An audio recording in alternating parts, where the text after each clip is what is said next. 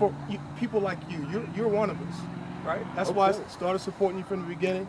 If you guys don't know, this is no disrespect. Man. This is a regular guy that made it to the hill, and he really represents us. I challenge you guys to actually look at some of the bills that he's passed, some of the things that we've done in the community together, some things that a warrior for people like you and me and your parents. So I honor that. I value that.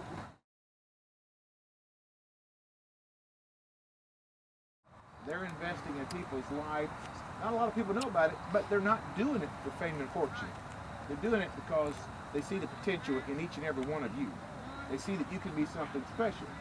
They already know and understand that a lot of people will tell you in life, hey, you don't come from the right neighborhood, you don't have enough money, you don't have this. People do that all your life. Whatever background you have, they want to make you a victim and say, listen, the most you can ever accomplish in life, or the most potential you have is about right here. And sometimes people believe it. In fact, if you're having a tough day, you may start to believe it. But a lot of times, that's just trash. They just try to keep everybody, don't excel because they don't want to have to work themselves. But when you're willing to put in the time, let me tell you, the way we say it around our office is, are you making an argument, or are you making a difference? Anybody can make an argument. True champions can look back one day and say, we made a difference. And nobody that I have met in this particular athletic world personifies that more than Coach Pudgy Miller. So one of the things that we get to do as a member of Congress, it's kind of pretty cool, is that we get to fly a flag over the United States Capitol in somebody's name every so often. So I actually have that flag with me, and the certificate of authentication that this flag was flown over the United States Capitol. Now, I know him as Pudgy. Is that Al Tariq? Okay, did I say it right? Al Tariq. Do y'all know him as Al Tariq? Anybody call him Al Tariq? Coach I don't think so. What do you call him? Coach Al.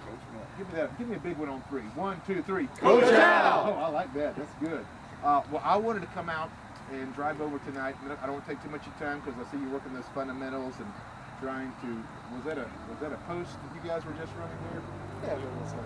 What number is that? Who knows what number that is? What's the post? 7. Good. All right. Yeah, no, all right. I could probably still throw the down and out. I don't know about the curl anymore. But I wanted to come out tonight and honor your coach, Coach Al, because of how much time and energy. He could be doing something else. He could be making money somewhere else. He could be doing a lot of other things. But he sees the potential in each and every one of you. And he knows one day that you can make a difference as well. Would you join me in giving your coach a big round of applause?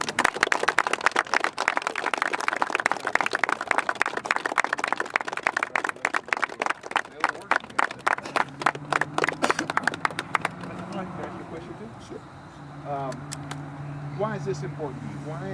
Because of the amount of time invested. Tell me in your own words, why is this important for you to invest in these young men's lives? They're the future. It's very simple. They are the future leaders of America. And I really believe that. And I know that if guys like us, we don't get involved, we don't know where they may go. But if we can take a little bit of our time and steer them in just the right direction and help some of that passion that they have and fuel it, sky's the limit. For people like you, you're one of us, right? That's why I started supporting you from the beginning. If you guys don't know, this is no disrespect, man. This is a regular guy that made it to the hill.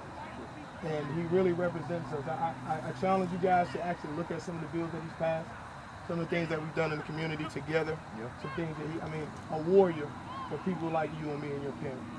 So I honor that, I value that, and I'm always a speed dial away. Well, you always have been.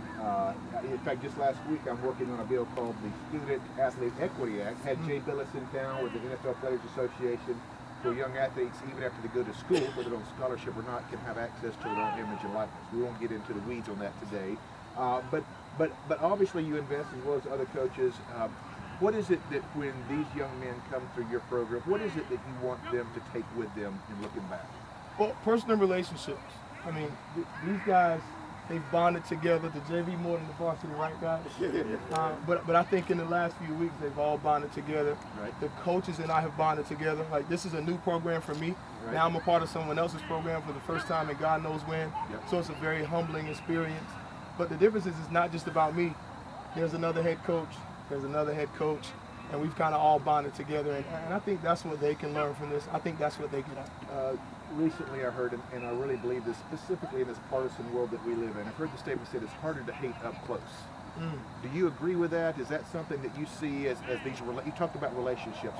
Unpack that a little bit. Why are these relationships important? I mean, when you can look at people from the outside in and have an Make a opinion, judgment. Yeah. right? You think it's this way, you think it's that way.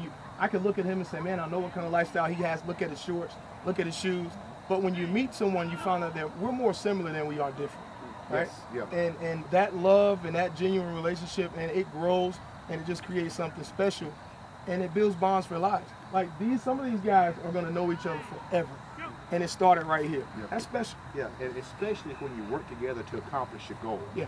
Because sometimes individually you can take it so far, but if you're willing to commit, we had a president one time that says, there's no telling how much you can get accomplished if you don't care who gets the credit. Sure. And that's a great lesson in life.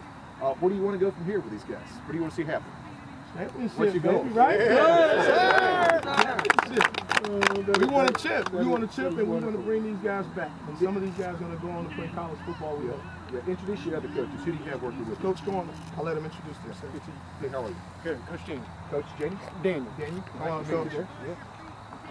Hey, how are you? The head coach is not here yet for the first time ever. Coach Scott. Yeah, good to see you. Good to see you. Yeah. Anybody got some other people that help you here? Yes. Hey, how are you? Miss T. Good to see you again. Nice to see you. Come on, Miss T. Come on, Come on, Miss T. Let's go.